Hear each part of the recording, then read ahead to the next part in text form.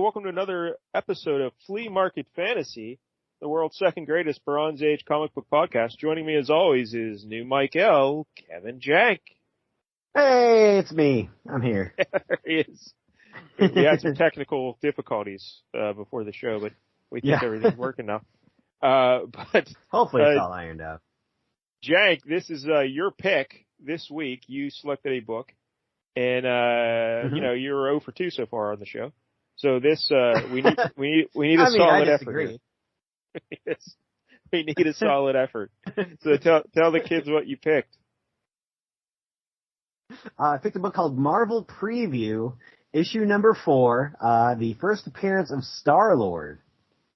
Yes, as opposed to Starman. This is not another Starman comic. Yes, thank you. I appreciate that. Thank you. And also, I don't know if you noticed, but sometimes he's Star-Lord, one word. Sometimes Star-Lord. Mm-hmm. As an editor, this was driving me nuts because it's many. You want to keep the spelling consistent. But, this is 1976. It was like the Wild West. They did what they wanted. The creators of Star-Lord are sometimes Steve they Englehart. Put they're very important, but like he's the Star-Lord. Sometimes it's just Star-Lord. Yeah, like our buddy the Ed. But the creators here are Steve Englehart and Steve Gahn. And last week, when you mentioned Steve Gahn, I was having difficulty because I know Mike L and I had encountered Steve Gahn. He was a Filipino artist, and we were trying to remember, or I was trying to remember what he worked on, and he thought maybe it was one of those horror anthologies. And I'm like, yeah, that sounds right. No, it was actually Skull the Slayer. Skull the Slayer. Oh, okay. Yeah, when Mike L and I did Skull the Slayer issue 1. So that's where he encounters Steve Gahn. Oh, so go back to that episode. Yeah, he's a style that seems like it would be fitting for that kind of story. Yeah, Skull. If I recall, I really enjoyed his art in that book. So, and also Steve Englehart, we've discussed numerous times here on the show.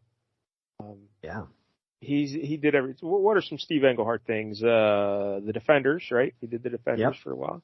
Definitely did. He did a bunch. So here's what you do: you close your eyes. Too many to name. You just riffle and point at a former episode of Flea Market Fantasy on YouTube, and you'll find a Steve Englehart episode. He's in there. He's in there a lot. I just can't remember all the things he did. It's like the Bob Hall of this new era. Yeah. Oddly enough, I think he did West Coast Avengers, right? Didn't they do that West Coast Avengers issue? Yeah, that sounds Englehart right. and Bob Hall? Yeah, with the whole Mockingbird thing, Yeah. So, all right, but this Marvel Preview, people may not have heard of this because even though I knew it was Marvel Preview, every time I thought of it in my mind, or when I first Googled it up, I Googled up Marvel Premiere because that's just, I just couldn't get it in my mind that no. Very Marvel similar titles. Yes. But this is actually a black and white magazine anthology that featured different sci-fi, adventure, sword, and sorcery characters each month. So a magazine, bigger than a traditional comic book. It's a big deal. And black and white. How do you feel about the black and white? Yeah, I guess that's how they... not a big fan. Oh, really? And especially not... I mean, we'll talk about it as we get into this book. There's a certain point in this book where I felt it really let people down. But I don't know. In some cases, it fits the tone. I think with a high-flying, like, space adventure, I could use a little bit of color.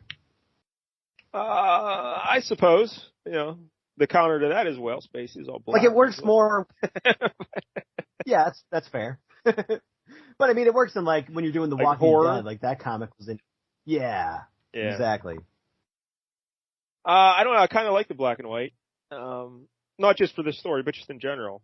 I don't know, kind of because I always thought, it's black and white. It's got, but no, the more I look at it, I'm like, you know what? That's all you need. That's all you need. Because I'll be honest, Jank, in like modern comic books, I think the coloring in modern, like, within the last 20 years, the coloring in comic books is terrible. Like, it just looks so bad to me. Really? Like, yeah, it just looks like all the digital art and stuff. I hate that kind of coloring. Yeah, I don't know. I like the old school process from the 70s. Like the dots, being able to see the dots and stuff. Not even the dots, but just, I don't know. I just think the colors were richer back in the day. It's the same with the problem I have with Bugs Bunny cartoons. Like the original Bugs Bunny from the 40s, amazing. And then everything after, like, That's true. the 1990s, all the way they colored it, it looks terrible. I don't know. But yeah, even The Simpsons had something like that, where the first couple seasons looked terrible, then it got really good, and then at a certain point, like, it got too good, and it wasn't as cool, as good anymore. And I don't know, it looked too polished. And I don't know, how many colorists do you think really, again, I don't do modern books too much, but when I think of Marie, I always go back to Marie Severn and that Claws of the Cat, Beware the Claws of the Cat issue we did, where her coloring was just spectacular, and it really elevated that book. And I just don't know if you encounter that. I don't know. I don't read enough modern books probably I'm sure there are excellent colorists out there working, but I just don't know. Do you ever encounter? So you don't think I can name a single one? So yeah, I can't think of anybody who sticks in my brain. No. Yeah. You know what else I liked? Speaking of colorists, was that Ms. Tree. Remember there was black and white and red. They just added red. Oh, yeah, that's always a good look. I do like that. Like Sin City was kind of like that. They had randomly had that yellow bastard or whatever. He was all yellow. Oh yeah. That's right. Yeah. Because then Ms. Tree did a issue where it was black and white and blue. Yeah, so yeah, I like that. I dig that. Anyway, this Marvel preview, just black and white. Not a red, not a blue. Just black and white. And it ran for 24 issues from 1975 until 1980. Then the title was changed to Bizarre Adventures, and it ran for another 10 issues, ending with issue 34 in 1983. Excuse me. And the final issue was a holiday anthology featuring stories about the son of Santa and Howard the Duck. So, is that like a son of Satan play? Son of Santa? I don't know. Yeah. Some of the writers involved in Marvel Son preview, of Sam, maybe? were Steve Englehart in this book, Steve Gerber, Chris Claremont, Roger Stern, and Bill Mantlo. There's a bunch, but, those are some of the highlights. Some of the highlighted artists over the run, John and Sal Buscema. We love the Buscema boys here. Gil Kane, Dave Cockrum, John Byrne, George Perez, and Bill Sienkiewicz. Actually, Neil Adams drew the cover of issue 1, which is strange. If you think Neil Adams, you always think DC. Oh, look at that. I think of his early X-Men work. Oh, that's right. Yeah. I forgot about that. Bill Sienkiewicz, this was early Bill Sienkiewicz when he drew like Neil Adams. Like he was, I think he learned at Neil Adams' studio, so he kind of drew more like him. Nice. The Marvel preview I believe stuff. Actually the next time Star-Lord, it was written by Chris Claremont and Jerry Austin for their first team up before X-Men. Yeah, you're cutting out because this is the Skype issue we were having before the show. But I believe what you said was that in issue 11 of Marvel Preview, Chris Claremont teamed up with John Byrne and Terry Austin to do a Star-Lord story, right? Yes. Yeah, I figured that's what you're saying. And that was the first time they ever teamed up, and of course they went on to great fame with the X-Men. Yeah. That's pretty good. I actually looked at that story today. Yeah, me too. I was also in black and white, but I think some of the other, like later on they started colorizing it for trade paperbacks and stuff like that. Yeah, I believe Marie Severn was credited for coloring. I think later on in the run there may have been one issue or something in color. I don't know. There's another book, here's a spoiler alert, little tease. I'm going to pick another black and white thing for next week. Yep, I saw the advertisement and I was like, oh, I bet I know what it is. Oh, wait a minute. Oh, I don't know. Oh, no, it wasn't. Oh, maybe not. Did you see Doc Savage? Is that what you saw? Oh, no. Oh, okay, because there's a Doc Savage advertisement. Else. Okay, yeah. So it's not Doc Savage, but I'm picking a black and white. I think you'll enjoy this selection. It's another hint. But that black and white title actually started to be colored later on, but we'll talk about that next week. All right. Anyway, so this Marvel preview, it introduced a few famous characters. Of course, Star-Lord here. Also introduced Rocket Raccoon. So yeah, 2 Guardians get introduced in the pages of Marvel preview, and also a fellow named Dominic Fortune. Are you familiar with Dominic Fortune? Oh yeah, yeah. He was like a mercenary type guy who encountered Spider-Man a couple of times. Yeah. Yep. Like the 80s. Yeah. So since we have nothing else to do, I'm going to list. We're going to go through every issue of Marvel Preview, and I'm going to tell you the character that started it. We'll just check them out real quick. So we know which ones are worthwhile and which ones aren't. Yeah, because what else have we got to do? All right, so issue 1, Man Gods from Beyond the Stars. And I guess they were gods from beyond the stars. So this is confused with I'm guessing a lot of these Beyond are the things Stars. I've never heard of. Ooh. Yeah, no Sybil Danning in that. Yeah, if Sybil Danning were in it, I'd be reading that immediately. Issue 2 had the Punisher. Really? Yeah. He does not seem to fit the theme. It's one of the earlier Punisher stories. After he made his debut in Amazing Spider-Man, he got a lead story here. And the backup in that issue was the debut of Dominic Fortune, the aforementioned Dominic Fortune. Oh, okay. I can see those two going together. Issue 3, Blade the Vampire Slayer. And nice. And that was originally going to run in Vampire Tales issue 12, but that series got canceled, so they put it in here. That's how that worked. Number 4, of course, is Star-Lord. And the backup story in this issue is something called The Sword and the Star with Prince Wayfinder. I did not read that. Did you read that? Yeah, I skimmed it. I was hoping we wouldn't actually talk about it. Yeah. So yeah, let's not. Yeah, we're not talking about it. I think it was like Bill Mantlo wrote it, but yeah, I just don't want to talk about it. Issue 5. Yeah, but it's like, yeah, who cares? Issue 5 is Sherlock Holmes. And issue 6 is also Sherlock Holmes. It's a adaptation of The Hound of the Baskervilles. So no backup in that, just straight on through. Just straight on Holmes. Issue 7, Satana. We talked about the son of Satan. That's his sister, right? Yeah. And in the back, we have another Sword in the Star with Prince Wayfinder. And good. He came back. Well, he came back and he introduced Rocket Raccoon. That's where Rocket debuted. Oh, okay. So how about that? I had no idea. He did something good. Yeah. Something worthwhile. Yeah. Good on you, Prince Wayfinder. Yeah. Issue 8, The Legion of Monsters. And that includes Morbius, the Living Vampire, Blade, and a fellow named Anubis. I don't know who Anubis is. Oh, Anubis? Yes, Anubis. Thank you for that. Is that like that Egyptian dog guy? Yeah, yeah. All right. I don't remember a Marvel version of him, but okay. Issue 9, Man God, Hugo Danner. No idea what that is. No. And in part 1 of an unfinished adaptation of the novel Gladiator by Philip Wiley. Wow, I'm sure that was a big success. Find that issue. Issue 10, Thor.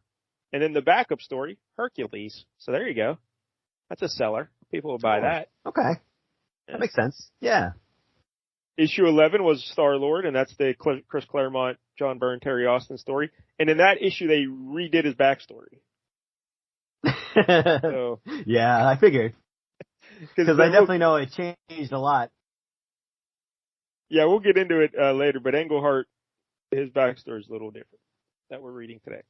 Yeah. Issue 12, The Haunt of Horror, featuring Lilith and Dracula. Now, do you think that's Lilith from Cheers? No, that can't be. This was this was a good 16 years. I think I did see Lilith somewhere. All right. I don't know who that is. Issue 13, The UFO Connection. No idea what that means. Issue 14 and 15 were both Star-Lord stories. Issue 16, Masters of Terror, featuring Lilith. So, I don't know. Wow. She must have been a star. Good run for Lilith. Issue 17, something called Black Mark. Yeah. Issue 18, Star-Lord is back. Issue 19, Call the Destroyer backup Solomon Kane. Issue 20, Bizarre Adventures. There were reprints and includes Dominic Fortune. Issue 21, Moon Knight backup at the Shroud. 22, Merlin. I'm guessing that magician fella.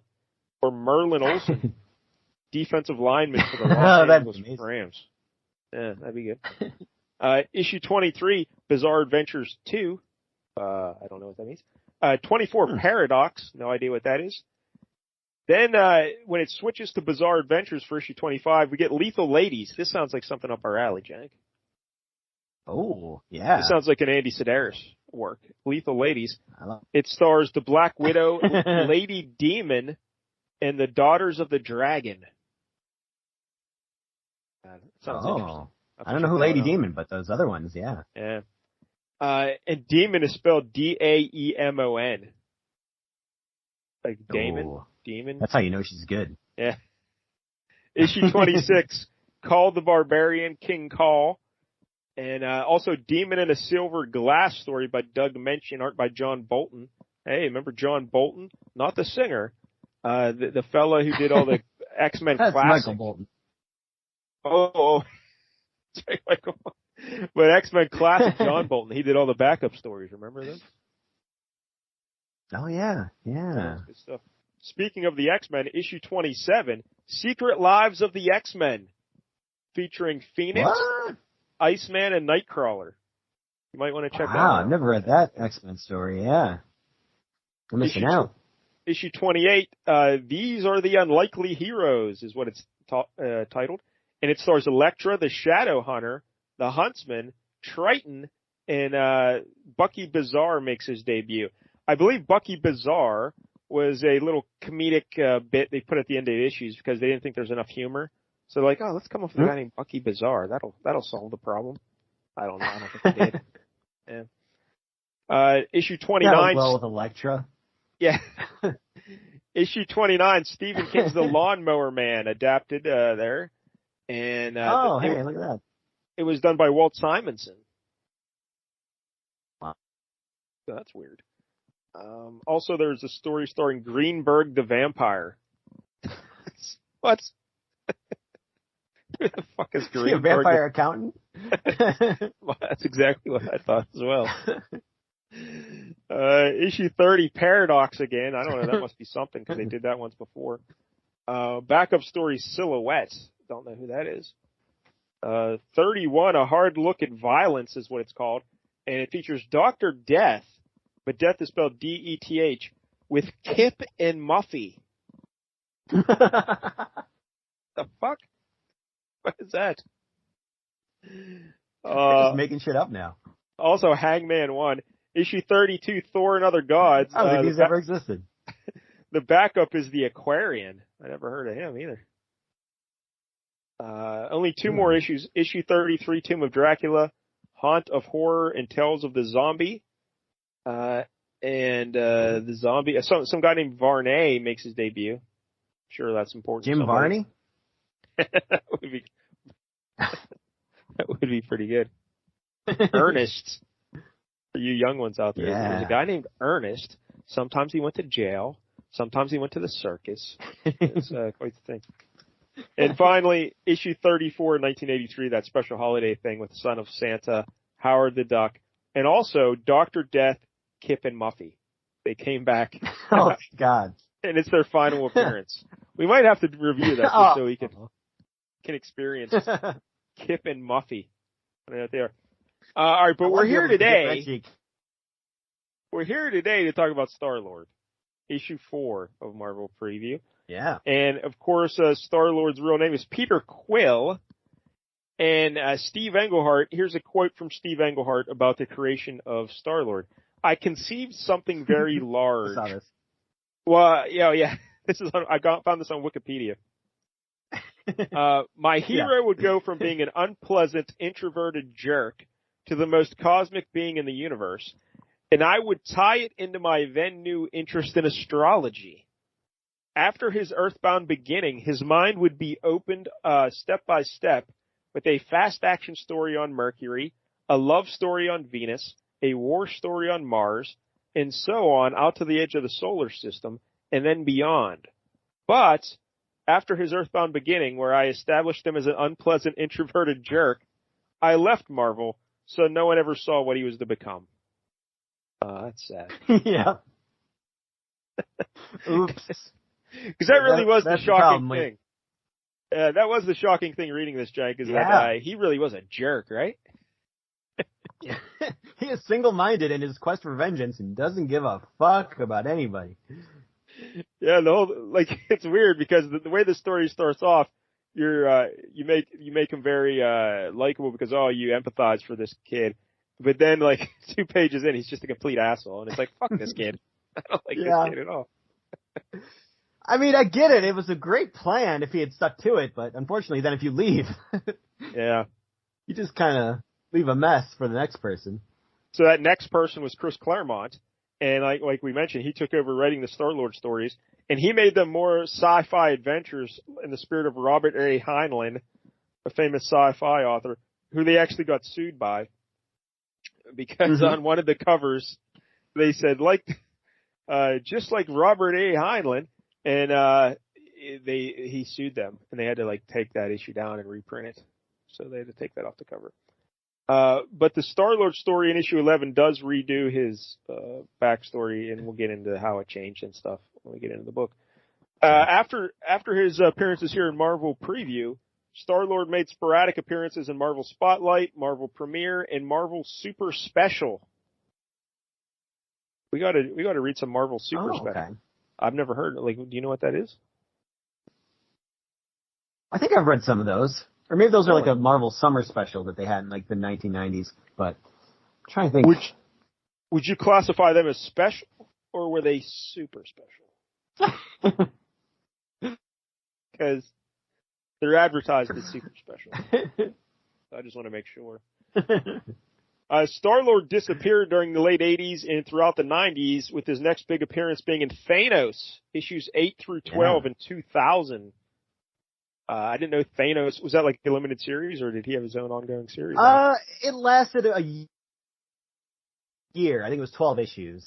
I actually have that trade paperback somewhere. I have not read it yet, but I want to. All right. And he also appeared in Annihilation, issues 1 through 6 in 2006. You know what that is? Yes, that was a big... they tried to make Marvel Cosmic a big thing in the mid-2000s there.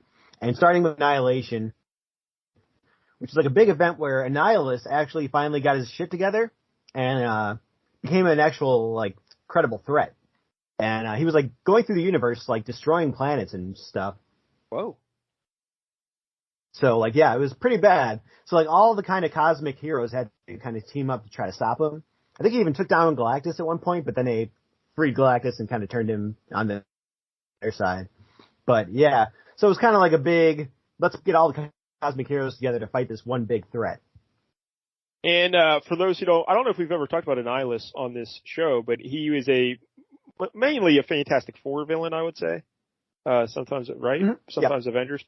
But he's like an alien from the negative zone, yeah. Yes, the negative zone. He kind of looks like kind of a bug-like guy. Yeah. Yeah, that's right. You haven't seen him in a long time, but yeah, Annihilus. Yeah, I think essentially what the Annihilation Wave was like a bunch of bugs that would sweep through through the cosmos, just eating planets. Oh, like locusts going through, just eating things. Yeah, essentially, yeah. In 2007, Star-Lord had his own 4-issue limited series called Annihilation Conquest Star-Lord. The hell of a title. Yeah. Annihilation Conquest was the follow-up to Annihilation, where it was about the same kind of group of heroes fighting the Phalanx.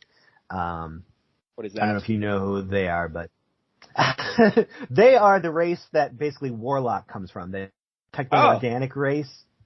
Yeah. They had a big thing with the X-Men in the 90s, and then they kind of brought him back in this event in the 2000s. Wasn't there a big, who was the big bad for them? Wasn't it Magus or something like that? Yeah, Magus was Warlock's daddy. Which is weird because in Adam Warlock, he turns into Magus, right? Yeah. Yeah. So that is very strange. Yep. I think they could have changed that. All right, so then in 2008, Guardians of the Galaxy Volume 2 started up, and that's where you get the Star-Lord everyone knows today and then Gamora was there, Rocket Raccoon. Was Groot there at that point? Yep, Groot was there, as were some people who really haven't been in the movies, like even Bug, I think from the Micronauts was part of that Guardians. Warlock. Yeah, you cut out again, but I want to Adam say Warlock. Yeah. And there was someone else Dragon, I called believe, was there. Falaval or something like that, or Falaval. That make it? Yeah, she is like Captain Marvel's daughter from an alternate universe. Oh, good lord. Yeah, one of those type of I things. hate when they do all that crap, but alright. Anyway, so let's get into this book. This is Star-Lord's original origin. Steve Englehart and Steve Gahn. Alright, let's look at this cover. Marvel Preview presents Star-Lord again, and there's a little hyphen in there. And this is by Curtis, who did all the magazine publishing there with Marvel. And Marvel Preview number 4, $1. So 1976, they're charging $1 for this. Premiere issue, a new concept in graphic excitement. Graphic excitement? What the fuck? He stalks the galaxies, one man on a mission of cosmic vengeance. Plus, Sword in the Star, a space odyssey. Yeah, pass. But no, thanks. The cover, we see a giant moon in the background and a starry sky, very Van Gogh-esque. And then he's Star-Lord is flying over the horizon of like an Earth-like planet there, with trees and shit. But Star-Lord looks a little different. Describe how Star-Lord looks, Jank. Yeah, this is the old school Star-Lord costume.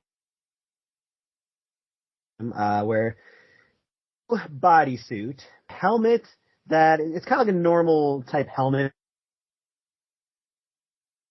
a starburst type design, a yellow starburst on it, and it's got kind of these sunglasses that are kind of look like bug eyes a little bit. They're these big ass sunglasses, but then the bottom part of his face is totally exposed, and then his blue bodysuit has kind of these white outlines across the chest and the shoulders. And he's got bright yellow gloves, bright yellow boots, and he's got a big old like utility belt with a sun emblem in the middle. Yeah, he's got a gun. Did you mention the gun? Oh no, you cut out. We lost you again for like 10 seconds. Fucking Skype. You still there? Yep, I'm here. Can you hear me? Yeah. So, he also has did you mention the gun that he has? Yeah, the big old gun hanging from his belt. Different from the element guns that we see him wielding later on. It's more of like a normal laser gun looking type thing. Yeah, we'll get into that element gun. Point in time. But here's my take on his helmet there, Jank. I don't know if you ever this ever struck you, but I believe he's supposed to look like an owl, right? Oh yeah, I could see that. Kind of has that night owl from the Watchmen look. Yeah, because the helmet like flips up, so he's got little points on above the eyes, and the big eyes like an owl. Because in this book he has a pet owl. So I don't know. Okay.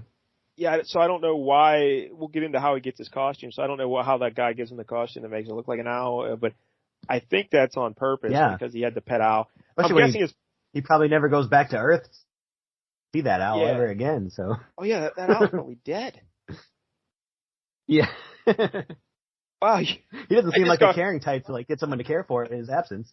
I just got really sad. I never thought of that. That owl starved. I know, I've never seen that owl in any, later Star-Lord stories. That poor owl starved to death in that apartment, waiting for. God damn. But anyway, Star-Lord. Yeah, now I'm sure I don't know my astrology, but I'm guessing Steve Englehart, maybe an owl. It has some sort of symbolism in astrology. I don't know, but well, I mean, the owls were a big part of Twin Peaks, so maybe overhead wire lines. Same breadcrumbs that David Lynch is. Yeah, the owls are not what they seem. But all right, so here we open up the pages here. We get like a pinup poster here. When we first opened the book of Star-Lord standing on, I don't know, is this like Swamp Thing he's standing on? What the fuck is going on here? Can you tell me what that is?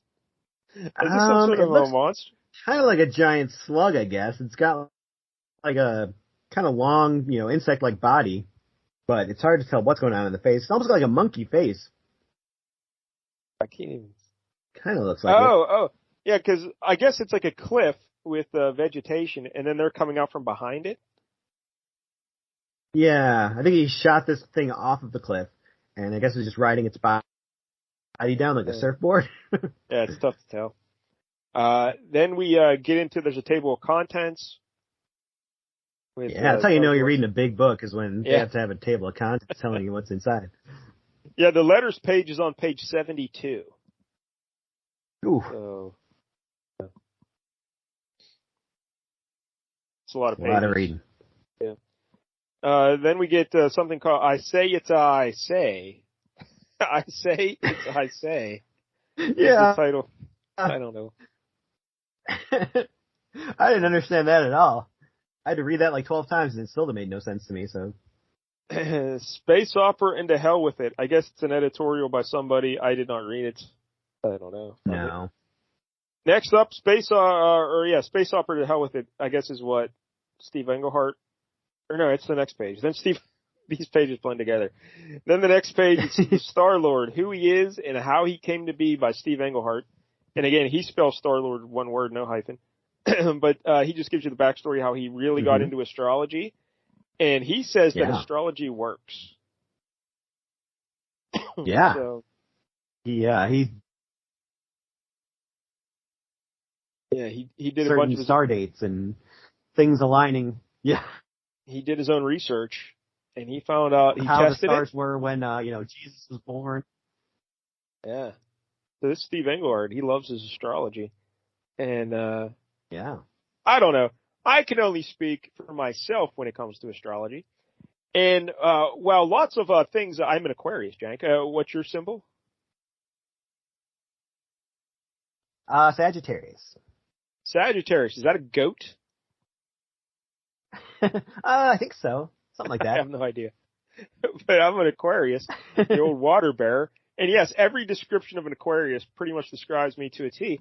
But the astrology got rattled in my world when we have a buddy of ours on the LCS Hockey Radio Show. There's a young man we know named Matt Diggs. Yeah. And, I remember. He was way into astrology. He also discovered a sub-squatch living in his backyard. And Matt Diggs would call our show, and he would do astrology readings for me. And he did a big chart for me one time, and he said, hey, Mike Dell, you're going to be rich. You're going to get all kind of money. Yep. This is the year. Needless to say, that never happened. That was 6 or 7 years ago now, and oh no, that still hasn't happened. No. That was when I was married still. So that was a good. Holy hell! That was a good 11 years ago. Wow. 11, 12 years ago. Yeah.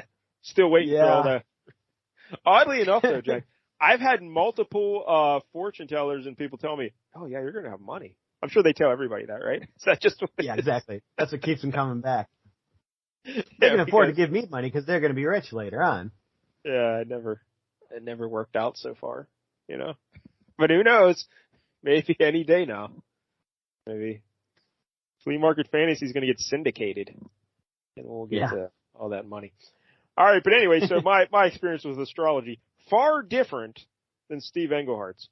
But we open up the book, and once again, we see the Star-Lord, like you mentioned earlier, the Star-Lord, big logo, and we get him in his little outfit there, flying in space. So Jank, you described his outfit for us earlier, but how do you feel about the outfit? Do you like this look of Star-Lord? Because it is way different than what we know today. Yes, very different. I don't know, and I would say I like the new version better, but this is probably a little more fitting for a guy called Star-Lord. Like, it seems more like what you would expect. Somebody who is the Lord of Space to have an owl helmet rather than But I do like the new version with the cool gas mask type thing with the big red eyes. Like, that's always a cool look. Yeah, that is a very good look. That is very cool. All right, so the Yeah, book it's opens. very unique. We just see a bunch of it's narration talking about outer space and the planets and astrology, and how Uranus, Saturn, Jupiter, the Sun, Mercury, Venus, and the Moon all aligned on one day in history, and that day was when Jesus was born, baby Jesus, and because all those planets lined up together to make it look like the big bright North Star. So then we get the next page. Oh, look out! Those same planets in the Moon are lining up again, and here's a lady who's giving birth to a baby. And it goes down exactly like what happened when Jesus was born. Yes, Joseph said, "Hey, Mary, yelling, you bitch." That's right. They're in some cabin out in the woods. The mom just gave birth to a little baby there. And that's exactly what the guy says. Jank wasn't exaggerating. He says, you bitch. The exact words. This magazine format, Jank, I don't know if you picked up on it, but they work a little blue. There's some profanity throughout this issue. And, he just calls her a bitch. Yeah. And then he says, he doesn't even look like me. Like, that kid doesn't even look like me. That kid's not mine. He's little. I'm nearly 6 feet tall. I have hair. He's bald. He doesn't look anything like me. Well, it gets even weirder because he's like, that kid doesn't look like either of us. I don't know what kind of cheating you're doing. And she says, so he takes the baby from her, and she's like, Jake, my God, what are you doing? Jake, bring back my baby. And he takes the baby outside, Jake, and he's going right to the axe. Yeah. There's an axe. Woodshed. There's an axe right stuck away. into a tree stump, and he's like, I'm fucking killing this goddamn baby. And he picks up an axe, and he's right about to kill the baby, Jank, and what happens? Well, he has a heart attack right then and there. That's right. A little too overexcited, I guess, and just starts going my chest, heart. Yeah. And then slumps over dead, leaving the baby there, staring up at the stars. Yeah, because the wife, the mother there, she's still 2 weeks from pregnancy. She can't, or from delivering the baby, not from pregnancy. And she can't get out there to save the baby. They say she's crawling and she can't make it for like an hour. It takes her 1 hour to get out. And so the baby spends that hour lying on the cold earth, staring up at the stars. He looks pretty happy. Yeah, a happy little baby. He's like, hey, look at that. Yeah.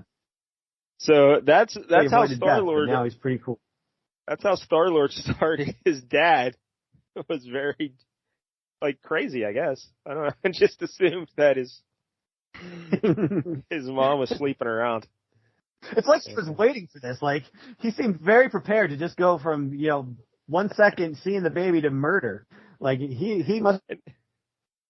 And again, they're like in a cabin in the middle of the woods. It's not like there's a lot of neighbors. All along. It's not like there's a lot of neighbors nearby, or it doesn't look like she has an office job, somebody.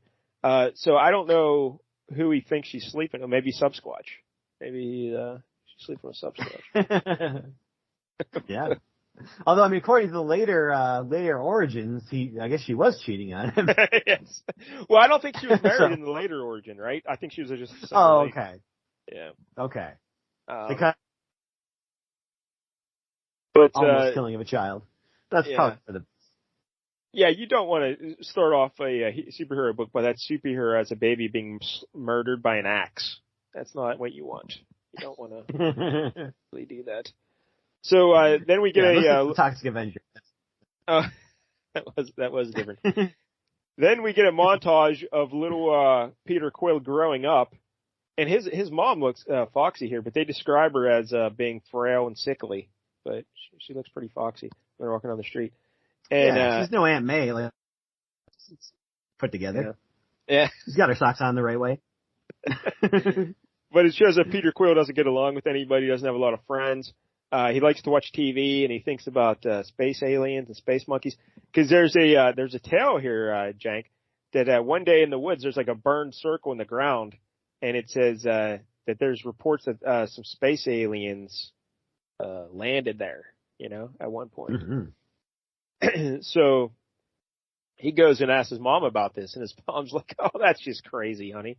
Your mom never would have sex with an alien. What? That's nuts. Those aliens never came here and had sex with me on the greatest night of my life. That never happened. Go back. No. Go back to bed. So he goes back to bed and he's dreaming about aliens and stuff. And then they show him getting older still. But then one day he's running through the woods and he says, as most kids say when they're running through the woods, golly, it's hot. I sure don't want to start 5th grade next month. That's a completely natural way for kids. Yeah, this thing can't decide whether it's, got modern language like you bitch or golly. Gee golly. It sure is hot. Oh. I don't want to go to 5th grade. That's just a way to tell you exactly how old he is. And but then he's running through the woods and boom, then oh he's like, my. Maybe the school will catch on fire. Yeah, like what the fuck? It's dark. It's like that Gary Coleman movie, Playing with Fire, that we never got to watch. But yeah, he's going to burn down the school. That's what's going to happen. If those aliens that landed here, they saved a school, because had they not landed to distract young Peter Quill, he would have burned down his school. But instead, the aliens land, and he's like, "Holy shit! There's space monkeys." So he goes running back to get his mom. He's like, "Hey, mom, look, there's space monkeys." And his mom's like, "Oh, hey now, I'm about to get some again." But these are different space monkeys. These are evil space monkeys. Yeah, these are space lizards. Yeah. I guess they don't classify them what they are here, but I think later they're said it's the Badoon, our old friend the Badoon. Yeah. Classics Badoon. So these Badoon guys, these lizard aliens, they see him and his mom, and they just shoot the shit out of his mom. They don't even fuck around. They just kill his mom. Yeah, it really seems like it's his fault for bringing his mom out there. But I guess, in later versions, it's not so much. They were there for a reason. Yeah, but like the way it looks here, they just land, shoot the mom, and then take off. And he's like, "Mom!" Yep. Like, what the fuck? And his mom, she got hit hard with these laser beams. Like, there's a picture of him crying over her dead body, and she's like smoldering. Yeah. She's on fire. Yeah. Yeah. She was just minding her own business at home.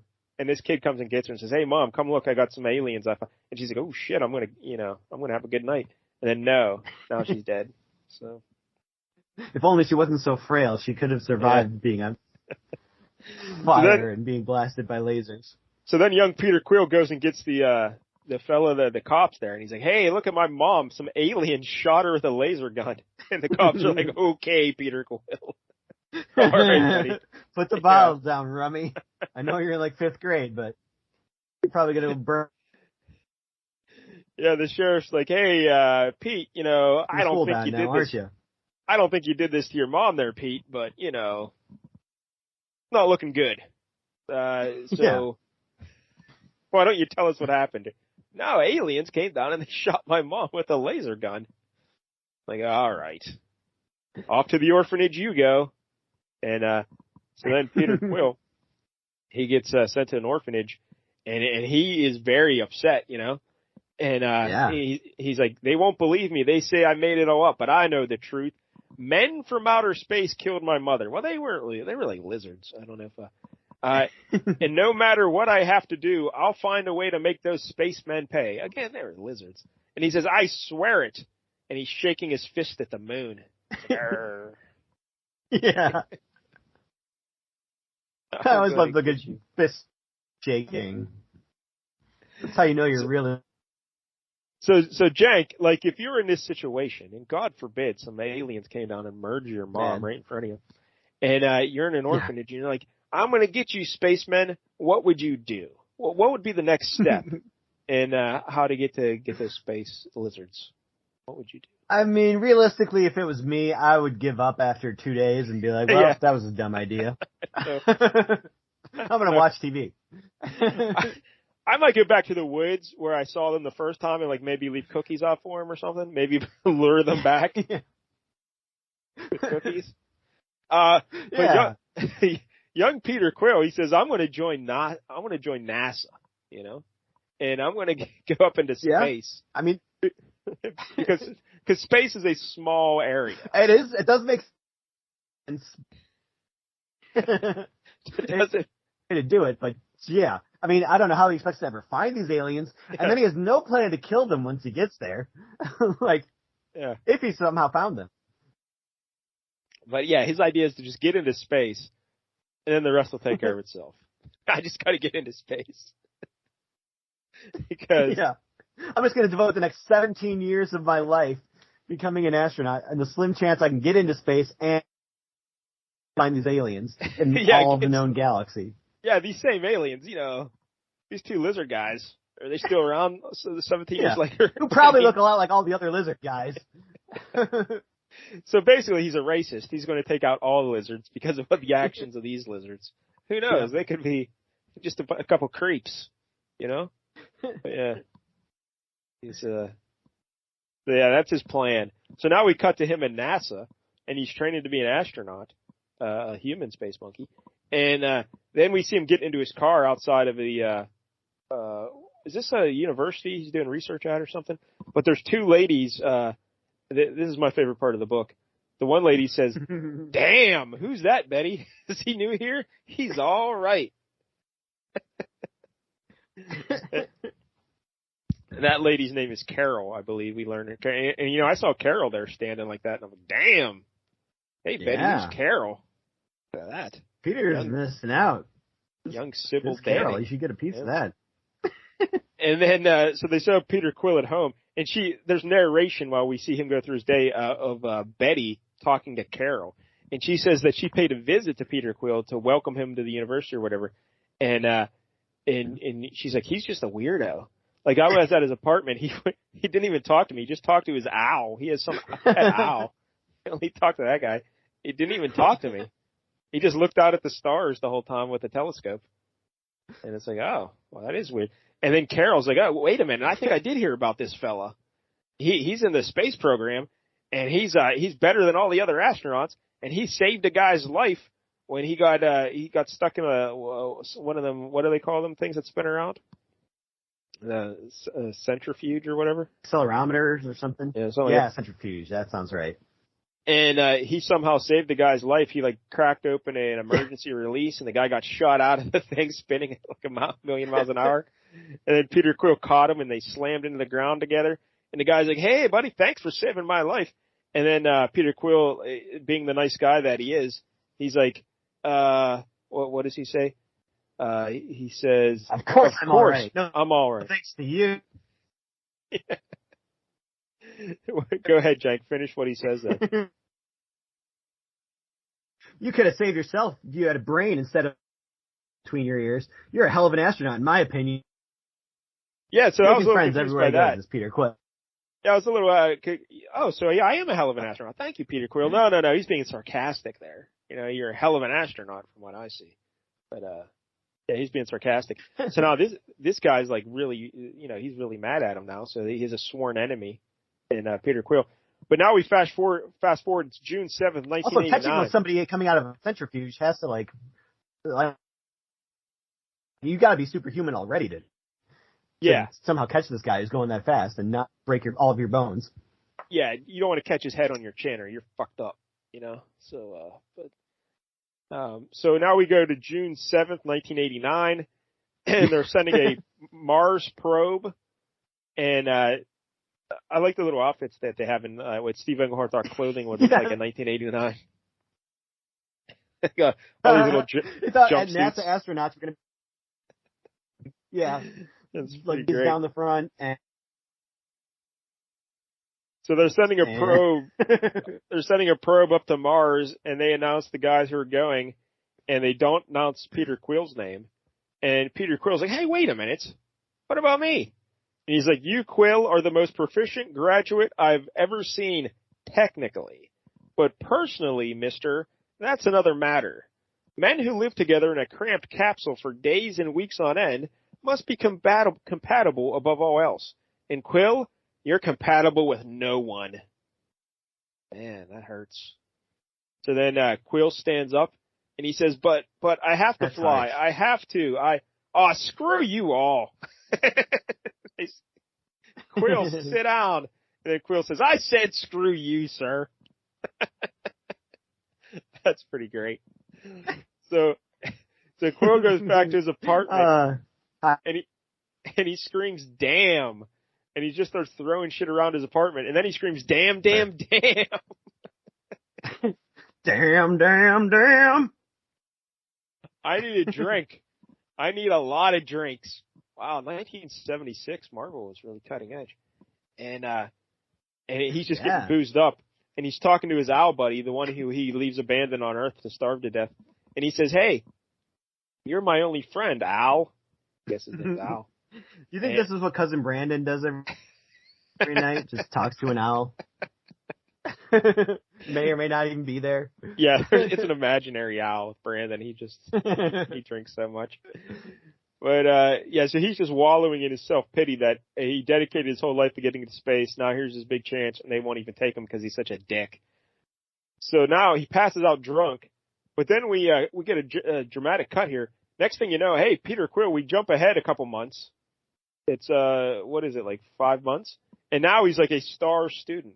Everyone loves Peter Quill because he's changed his ways. Yeah. This is pretty dramatic here. He must have got... Yeah. So they're like, "Oh, Peter Quill, you're such a good guy now. We're going to send you on this mission to space." And he's like, "All right." We're sending him to a space station. The space station. Yeah, he's like, "That's not what I wanted exactly, but it's close enough, I guess. At least I'm in space, so I got a chance." A damned artificial moon. But it's more than I would have expected back in June. And I'm not going to mess it up. So guess what? He messes it up though. But they send him up to space in the space station. There's a foxy blonde just lounging on the space station, so that's always nice. And other guys are talking to him, and they're kind of like being his buddies. He's kind of friendly with these guys. They're making fun of him, say, "Hey, you seen any UFOs lately?" Because he told one guy about his UFO experience. And he's like, "No, I haven't seen any UFOs." But he takes it good-naturedly. He doesn't want to murder them, like he would have in the past. He's like, "I'm all right. I'm not going to burn down the school. Yeah. I'm all right." He doesn't want to lose his chance, yeah. So then we see the space station. We see an exterior shot of the space station. It looks like a giant vibrator. It's like, all right, look at that. Yeah, it's very foul. And then they're looking out the window of the space station, and they see the Star-Lord. They see a Star-Lord guy floating out in the space. And well, what does Star-Lord tell him, Jack? "I bid you greetings, Terrans. You see before you the star. As yet he is but a concept, visible only in your mind's silver eye. But in 14 days, when your moon moves Earth and is herself eclipsed, a Terran of your selection shall be taken from this fragile station and assume the Star-Lord's glorious destiny. So be it. Farewell." He's out. Just quick. Yeah, so be it. Farewell. I gotta go. I left the oven on. Gotta get back. See you later. He just Star-Lords are omnipotent. So everyone's like, "What the fuck was that?" And no one knows what the hell's going on. So they have a big meeting. They think it's some kind of Chinese trick, or at least the one guy. That's like, "Oh, this is probably those dirty Chinese trying to pull tricks on us again." That's dirty. So they're like, no. Well, we got to select somebody to be the Star-Lord. And Peter Quill says, "Hey, I'll be your Star-Lord. I volunteer. Because here's my chance. I volunteer. I want to kill the rat bastard lizards that killed my mom." And they're like, "Nope, sorry, Peter Quill. We're going to select somebody else. You're kind of a dick still." And you clearly want this too much, so no. Yes. It's like when you're volunteering to take the kids on a camping trip, and you really, really want to do it. Like, "Oh, that guy looks suspicious. I don't trust your intentions here, buddy." They want someone with more experience in space. Besides, for all we know, this might be a hoax of some sort. And so Peter Quill reacts like you would normally do. He grabs a stool and throws it through their big window they have, their big monitor screen or whatever. Yeah. He just starts screaming, "You can't turn me down, not this time. I'd stopped hoping, but this is my chance. Don't you see? Don't you understand?" No one understands what the fuck you're talking about because you didn't tell anyone what's going on. If you'd just said, "Hey, when I was a little kid, the space lizards murdered my mom. I've dedicated my whole life to getting into space so I can hunt down those space lizards.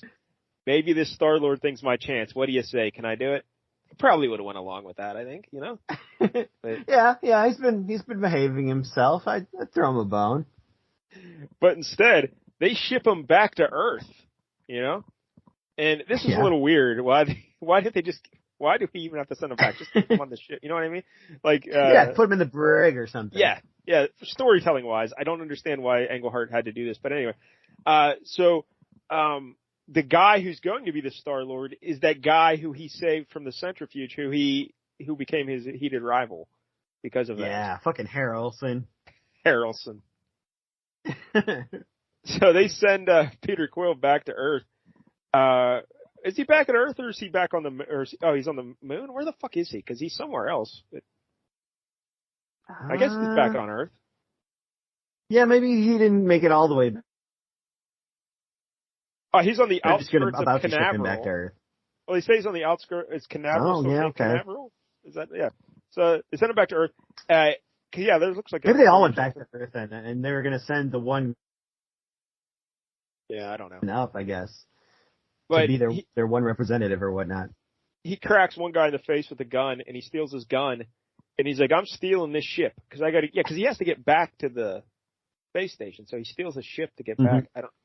But yeah, he just steals a ship, and he gets back up to the space station, and I like that panel of him climbing out. I don't know where it's an all silhouette there. That's a nice panel, and he just starts shooting dudes. Like, yeah, he really does. Just murdering poor, weirdly dressed NASA astronauts left and right. What do these guys do? You know, they're just doing their job, you know? And Peter Quill's gunning them down with lasers. Yeah, he's gunning them down with laser guns.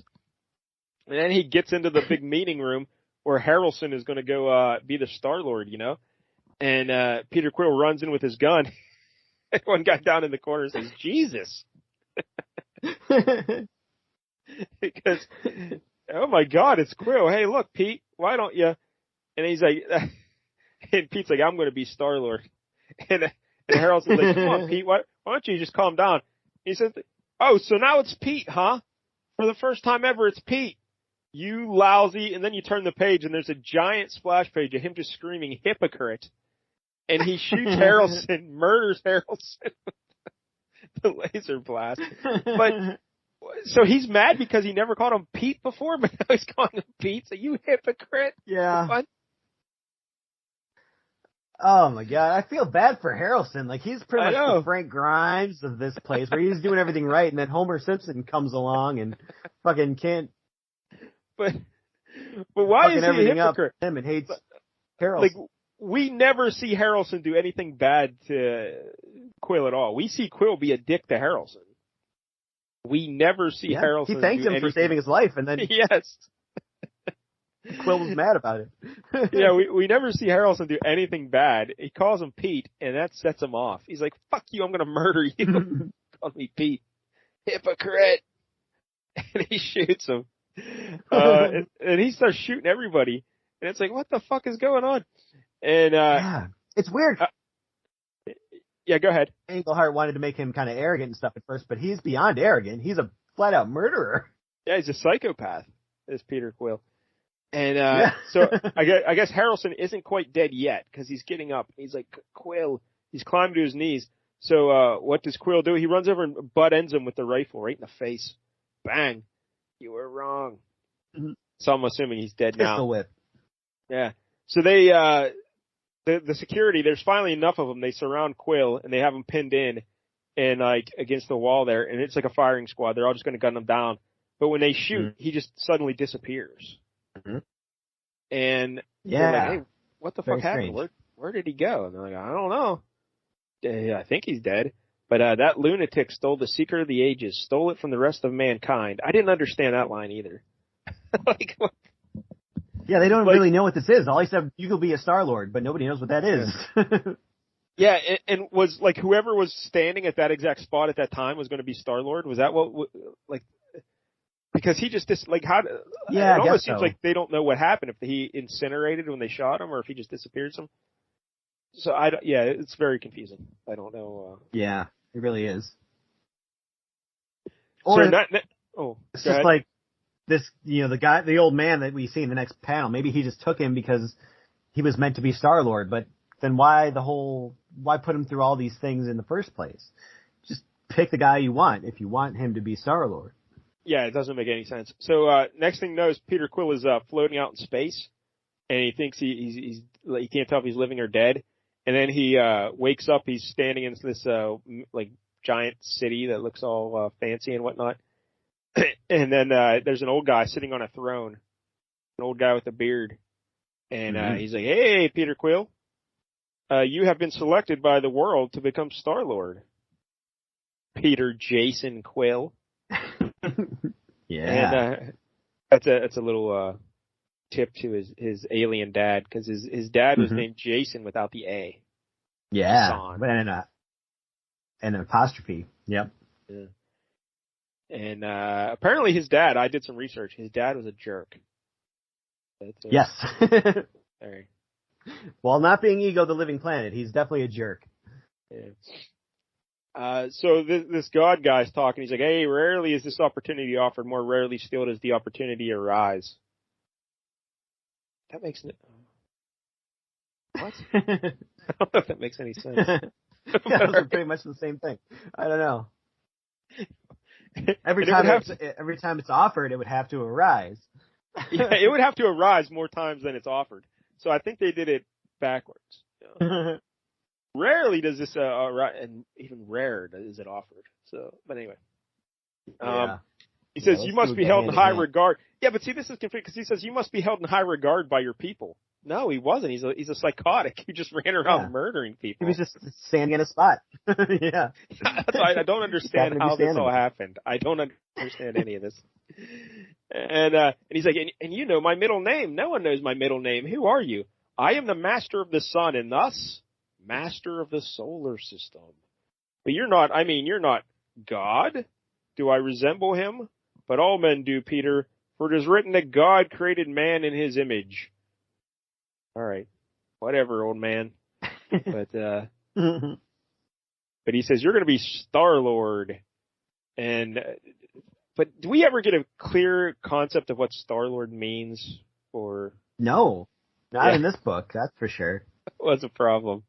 It's like, I don't know, what does this mean? A Star-Lord, what is that? I don't know. But Peter, of course, we're happy about it. So next thing you know, this costume just appears on him, and he has his little helmet, and the God guy says, "Hey, put that helmet on. I want you to look like an owl. I like owls." Hey, like that owl you left for dead back on Earth. Remember that? that owl you left for dead? Yeah, put that helmet on. I may be the master of the sun, but I'm also a furry. So dress like that owl. And then he says he's got a gun. Talk about the gun, Jank. Yeah, this is where the black and white really let me down, I feel like. Yeah, that's fair, yeah. Because he's got an element gun that can fire different things from each of the four elements. You got your fire, your water, your air, and your earth. Most of them look exactly the same, and you really can't tell what he's shooting. Earth, you can tell he's actually shooting a bunch of rocks and boulders, so, okay, that makes sense. But fire, he pretty much just looks like he's shooting a laser blast, more so than actual fire. Yeah. The water, I don't know, it looks more like electricity or maybe even ice. It definitely doesn't look flowing like water. The air looks like electricity blast. I don't know what the fuck this is supposed to be. Yeah. Yeah, it's more of an art problem. Spark. If I had to guess, I would guess that Steve Gahn, they didn't tell him it was an element gun. They just said it's a gun that shoots.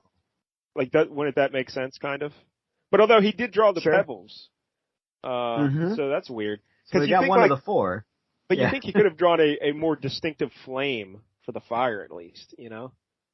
Because that's pretty easy. Yeah, fire seems like that's an easy one. Yeah, you just draw the little flame that's coming off and stuff like that. Yeah, so I hear the first three all look pretty much exactly the same, so you have no idea what's happening. But so the God guy is like, "Hey, Star-Lord, I don't know, the weapon is invincible, Star-Lord. It just appears in his mind, and he doesn't even have to pull a trigger. Like, he just thinks, right? It shoots or something. And, yeah.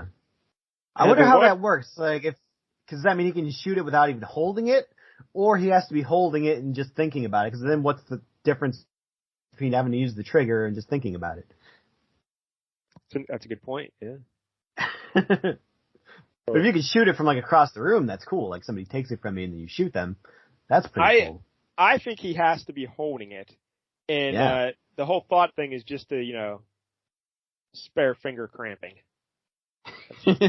Yeah. Just want to get carpal tunnel. Yeah, protect that finger.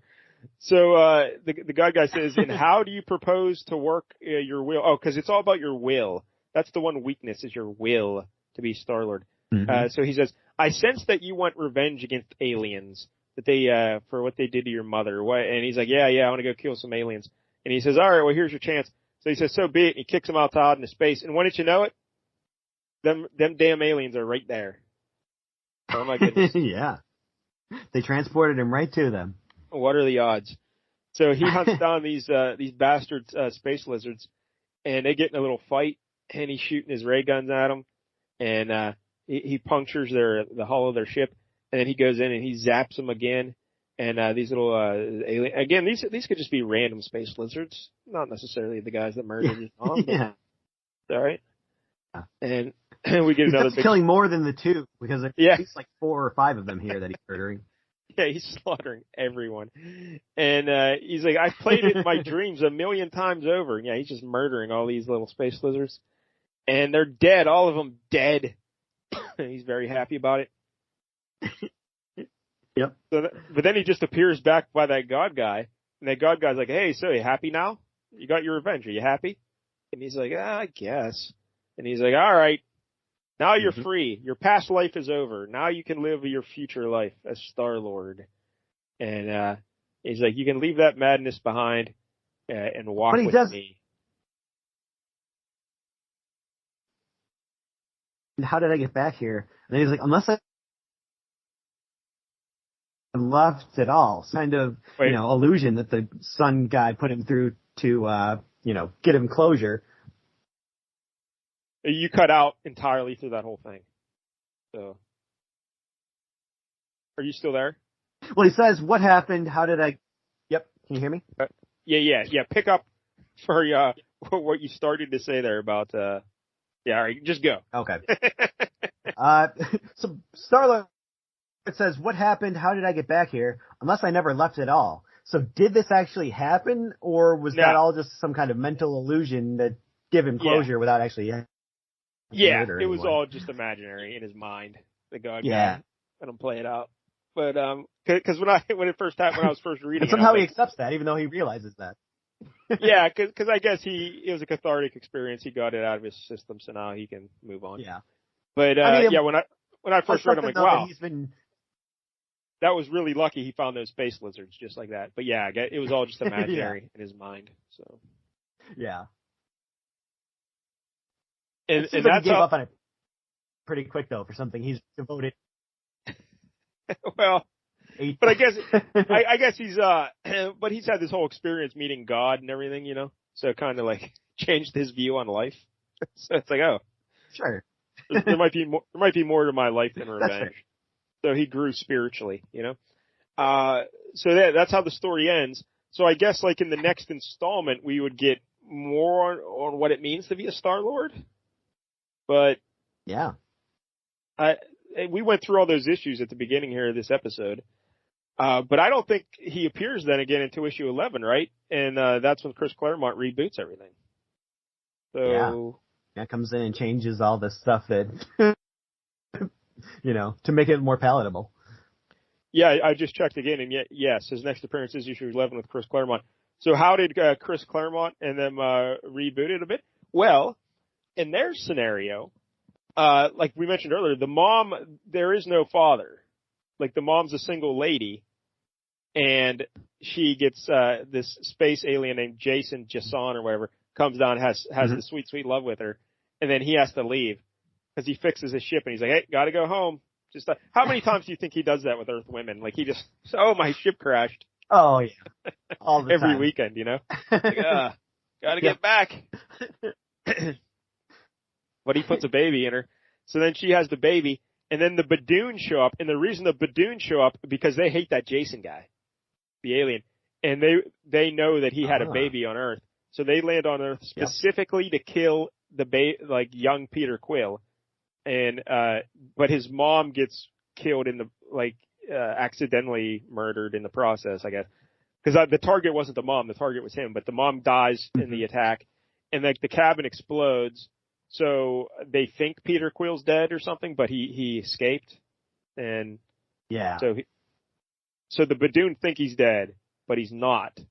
So then I don't know how much like is the Chris. I didn't read that Chris Claremont issue. So does he then like Yondu and all that? That is a more recent addition to the backstory, right? Yeah, that is definitely a more recent retcon, so that was nowhere to be seen. Back then, Yondu was just the Guardians 3000 version, where, you know, he was in the year 3000 as part of that group of Guardians of the Galaxy, like young Yondu, who was like his great-great-great-grandfather or whatever. Yeah, okay. So when they rebooted it, of course, we get the story that is more familiar with the movie version, where he becomes like a space pirate. A Ravager. The Ravagers with Yondu, and Yondu takes him in. Although at first him and Yondu, he tries to steal Yondu's ship, right? And Yondu like catches him, but then they find out that they both grew up without families or something. He says, "All right, I'll take you in as my little adopted son there," and essentially, and so that's how he got with Yondu. Now the movie version. Of course, the first Guardians is a great movie, even though I don't particularly like some of the people involved. And Peter Quill, in that version, his mom dies of cancer at the beginning of the film. Yep. And although then in the second movie, it's discovered that, you know, his father killed her, I guess, which is a weird way to kill someone, I gotta say. Oh, I didn't realize they did that. So Ego killed his mom with cancer? Yep. Yeah. That's what kind of turns him, you know, I had to get rid of your mom because, you know, she's weak and human. And, you know, Peter Quill's not going to take that. So he flips the fuck out, tries to kill him. Yeah, because Peter Quill, in the first movie, who picks him up? Does Yondu get him off of Earth immediately? Yondu, yep, is sent by Ego to pick him up, but he never brings him back. He just keeps him, essentially. Okay. All right, that makes sense. All right, so there it is, the origin of Star-Lord. And it was interesting. Like we said, he's a real jerk. He's a psychotic murderer. I did not... I wonder in the Claremont version how he got to space. Like, did that something similar happen where not? Because obviously the Yondu stuff wasn't there. So I'm not sure how he got to space in that version. I guess he just did, you know, somehow become an astronaut. Yeah, I think he does just join NASA and becomes a astronaut. And I think in the more modern version, his ship breaks down in space and he's stranded, and the Ravagers find him in space and like technically save him, but they don't want him. They're either going to kill him or just throw him out into space again. And then he steals their ship and kidnaps Yondu, and then Yondu wakes up and beats him, and they become friends or something. But, that's how that happens. But what'd you think though, Jank, about Englehart? Besides him being a psychotic kid, it's just like kind of disjointed. Like there are things, just leaps in logic that we're missing something. It seems like we're missing a page every once in a while. Like, wait, shouldn't there be more here to explain this? I don't know. Yeah, even some more about what an actual Star-Lord is would be helpful. And that would have been very helpful. What his mission is. Yeah. Like, I get that this is just the beginning, but, you know, maybe a little bit more information would help. And a little less effort on the astrology end of it and how things are aligned and specific dates, and maybe a little more on what the actual story is. Unless you're really into astrology, you're not going to get the significance of those specific dates. But but I wish, like I Mm-hmm. appreciate what he was trying to do, starting out as Mm-hmm. a horrible guy and giving him that arc of like this adventure he's going to change into something else. Yeah, But at the the same character time, growth. it makes us not like him at all. Like I did not like this character at all. So it's like, I don't fucking care if he gets to be Star-Lord or gets vengeance on his lizard guys. Cause Yeah. he's a See, murderer. What the fuck do I care about this guy? He yeah, just that's the murdered. problem. Is you took it too far. Like it's not like Yeah. he's Tony Stark, where he's kind of a douche and kind of a drunken playboy. Like no, he's just like straight up psycho. So Yes. that's not what you want. So that was, alarming and I did not enjoy that. So I think that hurts it. I can definitely understand why they had Claremont redo the origin there and, Yeah. even the bit with the dad with the axe so let me ask you this. I So, mean, I appreciated that. That was so out there that I kind of liked it. so in this version that we read here today, Englehart clearly had an alien impregnate the lady, right? And Yeah, I would think so. so the dad was correct in saying that, hey, that baby doesn't look like me. I'm going to go murder that baby. So Mm-hmm. the question is the dad just insane and he's a crazy man, which is how Peter Quill got his insanity hey, this all ties together actually. So so his Oh. dad's insane and Peter Quill is now a psychotic murderer because his dad's insane. So that really is his son, or his dad was rightfully angry that his wife was bedding down with space monkeys. I mean, clearly he's already supernatural when he got the centrifuge, so I'm going to say it was actually banging a space monkey. Yeah, that is And interesting. this was not Yeah, 'cause it changes really how you look at his his mom, kid. or because like she's either a cheating lady or she's a good, Mm-hmm. honest mother who's being wronged by a crazy man. That's Yeah. interesting. Yeah. Would have been nice to see that explored, but Yeah, Steve Englehart had to go. He's like, I'm he had out. to go. He's just like Star-Lord when the Star-Lord first appears in space. All right, I gotta go. Steve Gahn here. I like the art. This art's fine. It was Sure. solid. I enjoyed it. There's some really good panels. But I thought it was really enjoyable to look at for most of it. So, did you like Steve Gahn's work here? Yeah, as far as goes, it was pretty good. It definitely has that touch of class that you get in like a magazine format, and I really drunk on the floor there, kind of leaning on the. That just looks amazing. Yeah, not like I said. I like that one silhouette panel of him coming out of the ship. That was really well done. And a couple of those big splash Mm-hmm. pages where he's murdering hypocrite and he shoots him. I was sorry. Sorry, what do you give it, Jank? One out of 10. Marvel preview issue 4. You know what? I'll give it a 6. I think that's about where it lands for me. It's a little above average. Nothing spectacular. But Yeah, just yeah, I me, will. I will give it a 6 make as me. well. The writing is uneven and weird at times, Mm-hmm. but I really like Steve Gahn's art, so that gives it a bump up to 6. So there you go. So if you ever wondered how Star-Lord started in the pages of Marvel, there it is. The origins of Star-Lord, at least the first origin of Star-Lord. No, they never came out and said, "Hey, It's Chris worth it Pratt." just for the NASA uniforms. Yeah, but like Chris, it's just weird because we're used to Chris Pratt being the goofy Star-Lord, and then this guy's running around murdering people, and so that's like a little Mm-hmm. strange. But anyway, all right. So next week, Jank, we're going to stick with the black and white magazine format for one more week, and we're going to go the Rampaging Hulk. Oh, okay. Yeah, you like Hulk, This is right? not what I was guessing. Yeah. Well, what did you Oh think I was yeah. going to pick? I thought you were going to go Planet of the Apes. Oh, I didn't even see that. There's an ad in there. I didn't even see that. Oh yeah. There's an ad towards the end of this book, I guess, because you didn't read the Yeah, I the backup yeah, I didn't story. read that. Yeah. No wonder you didn't get to the Planet of the Apes one. But yeah, that Because I I did know see you a love the Doc. monkeys, so. I did see a Savage ad in one of these books I was flipping through. But yeah, we're going to do the Rampaging Hulk issue 2 from 1977, and it guest stars the X-Men. So, Ooh, that's awesome. But this is early X-Men, Beast, Iceman, because this Rampaging Hulk magazine, we'll get into this next week, but it was supposed to be after his first initial Marvel series where he was Grey Hulk, but before the stories in Astonishing Tales where they picked up the Hulk.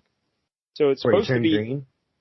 I don't know. But then they said there's inconsistencies because he's talking like the modern Hulk and he's wearing so I think that was the plan, but they didn't execute. Yeah, that's one thing.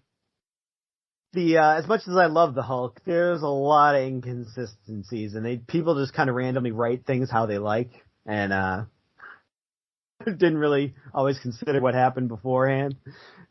Peter David was good about that stuff, but since then and before then, it seemed like people were just kind of, let's do whatever the fuck we want. I can't remember who wrote this issue, but the art is done by a young Walt Simonson, and it looks nothing like Walt Simonson. Like, you would not... Oh, yeah.